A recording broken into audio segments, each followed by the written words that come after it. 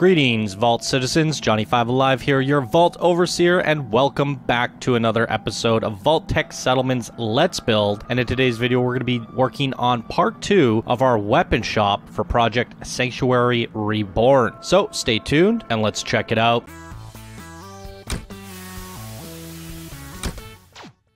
Alright, diving right on into things, guys. We are back to 6 times speed already. The last episode was the only one which I have done in 4 times. Well, it was probably less jarring. Looking at the feedback based off of episode 2 with Rights In, some of you guys seem to be okay with it, especially because there's going to be spotlights in between, and this allows us to get through the builds a little bit faster, because at 6 times speed, it's going to be 3 hours of recording sped up, which will give me a half-an-hour episode. So after every 3 hours, I can stop and go, okay, let's collect some cinematic footage of what we've done so far, and that'll be the end of the episode that I could show off what we've done. Rights In was a 60-minute video. It was definitely a lot longer than I hoped it to be, but I didn't really have the system ironed out yet. I was just kind of recording, building, having fun, and getting into it. And I wasn't really thinking about the cinematics at the end and showing off our progress. So because of that, I was unable to chop that into 2 parts without it just abruptly ending. So I think now I have a system going forward that every 3 hours I will stop, collect cinematic footage. That will give us consistent 30-minute videos across the board. Sometimes it'll be a little bit more, a little bit less, give or take 5-10 minutes, depending. You know, maybe I get carried away and lose track of time and I'm at 3.5 hours or maybe 4 hours. Then we're going to be looking at like a 35-40 minute video. But I think that's the best way for the viewers to consume this, as well as me to keep on building without a whole lot of stopping. So because this is our first 3-part video, it's a little bit strange for me because I've already talked about this build a bunch, and I can't really remember what exactly it was that I've talked about and what I've covered, but we're going to try and keep this entertaining no matter what, and there's plenty of things to talk about with this game, the builds and the mods and all that stuff. And I definitely appreciate everybody's comments. Everybody has been leaving comments down below, and this makes me feel like a brand new YouTuber again with this series. I quite enjoy it. I'm not getting a flood of views or a flood of comments like Planet Coaster, so I'm actually able to read them all and reply to them all. With Planet Coaster, I definitely skim through a lot of the videos and read the comments and heart them and things like that. Reply a few, but this one I can definitely reply to them all like I used to back in the day with Planet Coaster. So it's really engaging for me and as well for you guys. So if that's what you're looking for, is a video that you can watch and leave a comment and get a reply on, it makes it more interactive for all of us. So I'm definitely appreciate every single one of you guys who have stopped by to watch the Fallout series. I know I've seen a lot of comments so far, a lot of people being inspired by these builds and, you know, inspired just to play the game again. It is such a beautiful game, so vibrant and fun, and it really still holds up 3 years later. And with the hype of Fallout 76 around the corner, it's truly a great game. So lots of fun to be had here in Fallout 4 still to this day, and a lot of comments I've been seeing is people really want to see my mod lists.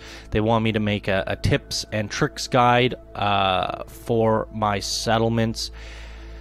So what I'm thinking I'm going to do is I will, at some point today or tomorrow, I'm going to sit down and basically record real time, and it won't be like a professionally formatted video. I'm not going to bring up hotkeys on screen and highlight them. It's going to be a very personal video to the people who are very curious about what I'm doing and why and how I'm doing it. It's definitely something that's not going to get hundreds of thousands of views, and knowing that I'm not going to put 10 hours of editing into it. So what I'll end up doing is I'll just load up the game and hit record and start talking about the mods I'm using and how to use them, like place everywhere, the hotkeys I'm using. You guys will sometimes see me nudge things, rotate things, duplicate things, all sorts of little tricks. I will tell you what the hotkey is. I will give you a link down in the description below to basically a guide so you can look at the hotkeys yourself. Certain hotkeys I don't use, which would be mentioned there. A lot of them I do, though. I'd say like 90%. And I'll just talk about them, and you know, while it says, oh, you can duplicate this, or you can rotate this, and certain of the hotkeys you might think in your mind, oh, I might not use that.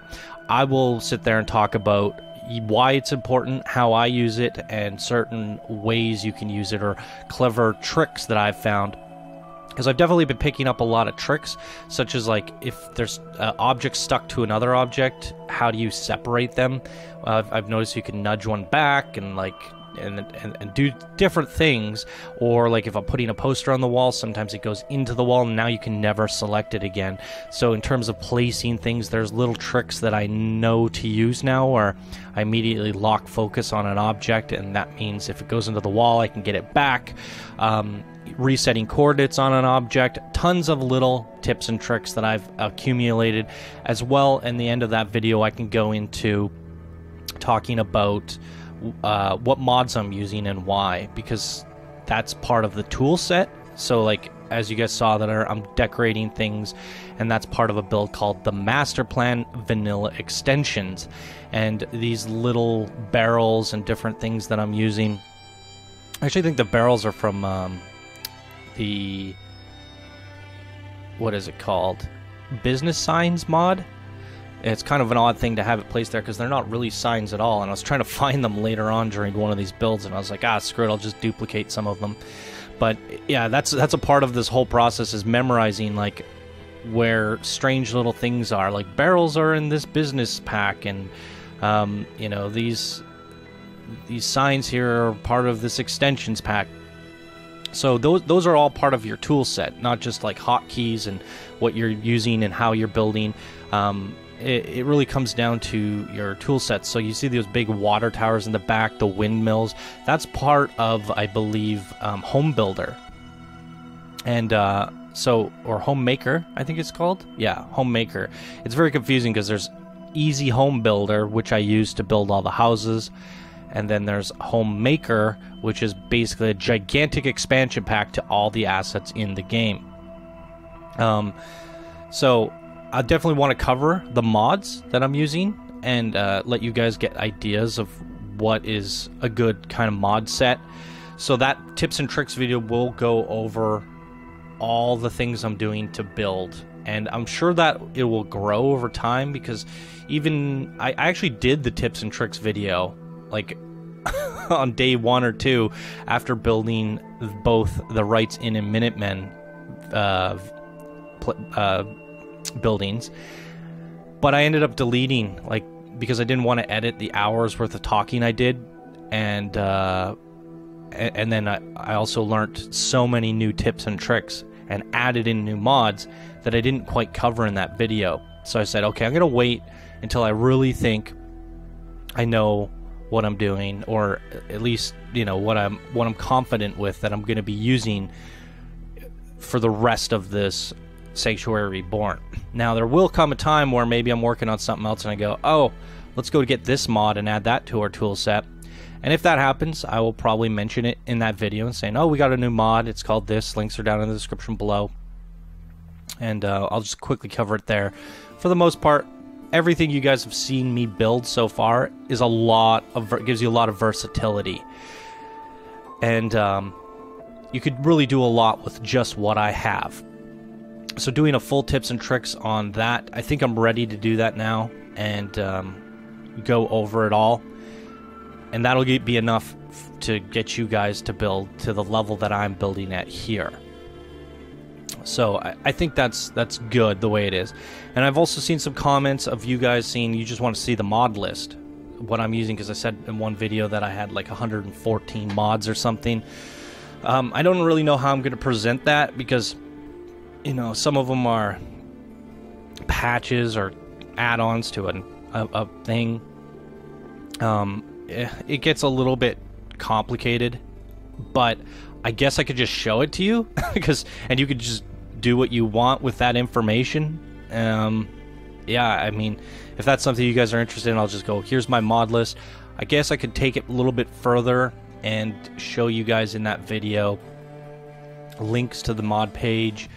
I think I should at least cover the important ones and say, you know, this is good for this reason, and if there's something off the top of my head that I remembered about the mod, like, be sure to uninstall it properly using a chem or something, otherwise it might mess up your game. Or for the most part, if there's something that has to be uninstalled a certain way, it doesn't affect my games, because I'd never save the game. Like that's a tip in itself, or something to talk about in that video, is essentially like, I don't mod the game and then play and then uninstall something. I check it out right away, because there are mods out there that can break your game or cause issues, and it's always good to test the mod to see if you like it, and if you don't, you can uninstall it and not worry about any issues, because you're going back to the save of which it was the save before the mod was installed. So the game doesn't even...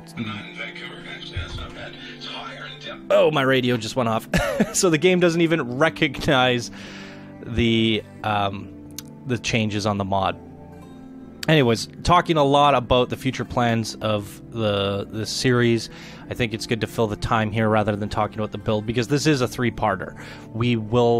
I talked a lot about this build in the last episode, and I will be talking a lot about this build in the next episode as we're finalizing it. The next one will be the final episode until the spotlight. At the time of this recording, this is a finished build, other than... I want to say the NPCs being dressed up with schedules given to them, and I think that would be it, really. There's not a lot left to do on this, so I'm very, very close to just being ready to do the spotlight, which is very exciting. But what's interesting, the way this thing turns out, you guys, it was way bigger than I planned it to be. The idea here was the weapon shop was going to be kind of like the sidekick to the armory, and the armory being the armor shop that holds... I mean, the armory needs to be big because there's like 20 plus power armors that you can collect in this game, and I want to have display cases for whoever downloads this mod, puts it into their game, because this will be a downloadable settlement. So if you decide to start your game with this in your game, then you're going to be collecting power armor, and you're going to want a place to store it without having to build something. So the armory should have like a big housing area. So the warehouse that we built really should have been for the armory, but it just worked so well here. This thing turns out looking so big and so grand by the time I'm done. I'm looking at this at the time of this recording. I have not started on the armory. Like I said, I have a couple things to finish up on this before the spotlight, so this is where I'm at. And I'm looking at it, standing back, going, how am I going to make the armory bigger and badder than this? How am I going to get the color pops and the compositions as grand as this? I really set the bar high with this one, I think, and I was initially going into it with the bar set kind of low. And I think that's a little bit of a tip here for you guys is, you know, just have fun with things and don't put too much pressure on yourself. Set the bar low, and you won't be set up for disappointment or failure. And just start having fun. And if it turns out better than what you expected, then you have something to be proud about. But if you're like, this is what I'm going to build, and it's going to be the most epic thing ever, and I'm going to have 50 towers and bridges going across them, you know, that you might set yourself up for disappointment or struggle doing it. Get the overall concept in your mind and flesh that out. So for this the concept was, we want color pops, we want composition. We don't want to use trees in the background to create that composition, like the directional forces and the undulation and direction. No, I already said directional forces. The height, the depth, and that sort of thing. We want all that stuff around the building to lead your eye into the actual house itself, but we want the house to get swallowed up. Like our other builds, we ended up decorating all around it so that the actual centerpiece is it's much smaller than it originally was. We're trying to build up and around it and accentuate the build. So that was the idea here, was we're going to try and use building pieces. We're going to build up a fort. We're going to have a guard tower. We're going to junkify it. Those were my general concepts. I kept on adding more junk in. As you guys see there, now there's a tank. More boxes. Let's put more barrels in. Let's put bigger signs in. Kill or be killed, I added that in there. And I'm even looking for more. Like, what if this big Nuka-Cola bottle is here? I think I end up finding a rocket. I don't know if that's in this episode, but I put that on there. The generator in the back came from adding the warehouse in. And I thought the warehouse in the back was a neat idea because it would add back depth, back height, which allows us to put something on top of, and if something's further back, it's gonna be harder to see. But then if you put something tall further back, you get that depth, you get that composition, like that crane in the background that you see there. It really adds some depth and height to it, but it's further back. Having something like that in the foreground becomes cluttering and hard on the eyes, and it's just a mess. So the big things you do want to push to the back, the small things you want to pull to the forefront, and then you get a cascading ripple effect of small and built up higher into the back. It cascades. It looks really nice. So these are the elements and the ideas and the fundamental design ideas that I had going into this. And it started elevating itself. And as you're looking through the different mods and the lists, you're finding things that you're like, oh, this is so cool, I gotta put this in, like the water tower and the generator and so on and so forth. And you just add it in, and sometimes it works, sometimes it doesn't. You gotta be willing to delete it. But I always I put the water tower down, and I'm like, I love the red, I love the bulkiness of it. So it might not make the most sense having the water tower at the weapons shop, but it's cool, and it looks really good. And it really adds to our Junkertown style and look that we're going for here. So you put these things down, you slide them into place, see if you can make it work. You might need to nudge it around, and then you're like, this is working, let's leave it. And next thing you know, it gets out of hand. And this thing is so much bigger than what we planned. But again, it's going off of our principles of composition, undulation, depth, and clutter. And the more and more we build it up, the greater and grander it gets. And by nature of the pieces that we have available to us and the concept that we're using here, it just grew to something bigger than we anticipated. Here I thought Cappy was really good because caps. You know, busting a cap and so on. That's the saying, capping a fool. I thought Cappy was pretty funny to have integrated into this weapon shop. So I actually dropped a weapon, and there is a trick with this place anywhere where you can turn physics off. So I turned the physics of the gun off, and now it's a piece of static loot. So I rotated his hand, and he's he's got the gun turned sideways like a gangster, and he's capping someone. And I thought that was quite a nice addition. He's also red. It adds to the color and the theme. He's a cap, and bottle caps is the main currency, so he's at the cash register. He plays on the theme in multiple different ways. And those are the things that I think about when I build these builds. Like this rocket. It might be part of Nuka-Cola, Nuka World, but you look at it and you think weapons. You think a rocket. You think you're going to blow something up. I feel like it works here. It's ammunition. It's a giant rocket. I wasn't sure at the beginning when I placed it down if I was going to put them in the warehouse and just have like stacks of rockets that they sell, or if I was going to use it as part of the building. But I felt like our composition was very heavy on the left side and didn't have enough weight on the right side. That's also why I chose to put the crane in the background where it is, because it adds a little bit of weight to the right side, and the rocket it does as well. So we're trying to balance our composition, and we're always trying to balance it. And I think even later on I end up putting like a big turret in and scaled that up, all sorts of different things. here you see me starting to work on the interior a bit. And these shelves, they're part of just like the regular game, or maybe one of my extension mods, but it's a pretty standard shop. What I do recommend, because I made this mistake, and you'll probably see it in episode 3, you should build all your shelves. Look at do-it-yourself first, which is a shelving mod that has a lot of good clutter and neat things. You want... quickly here, I ended up having to move the roundabout that we put down in the last episode because I couldn't get the fusion cores into the side of the house, and I wanted some extra power. Even though we have the big generator, I wanted to put the fusion cores in. I do run into a bug later on where I use the move commands on the the bandit roundup, and a lot of the icons and animations stayed where they were. So you actually have to manually place that. So something to keep in mind with those animatronic things.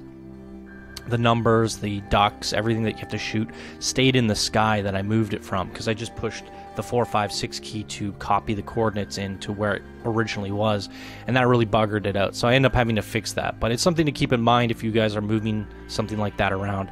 You got to do it manually.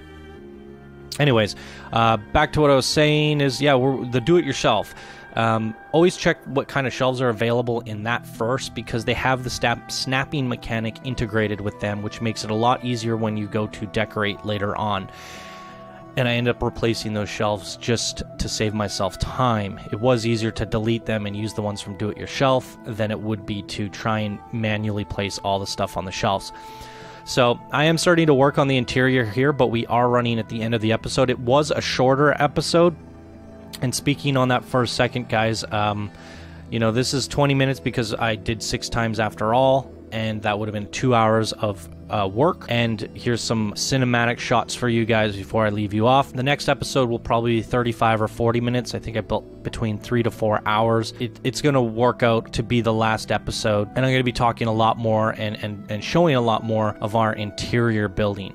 This is the overall composition, though, our shell with the outer decorations, and we see a little bit of the interior. But in the next one, we just go ham with all the building and the placing, and we get this thing pretty darn vibrant and looking pretty cool. And to touch on the episodes, guys, I will be trying to get out a mod list video of some sort, a tips and tricks video of some sort, and someone really wants to know about body gen, and I did spend like 20 hours learning and trying to get body gen to work. So I do think it would do you guys a service to make a video on body gen. Those are the 3 that I have in mind. I think is just a regular mod video, body gen, and my tips and tricks.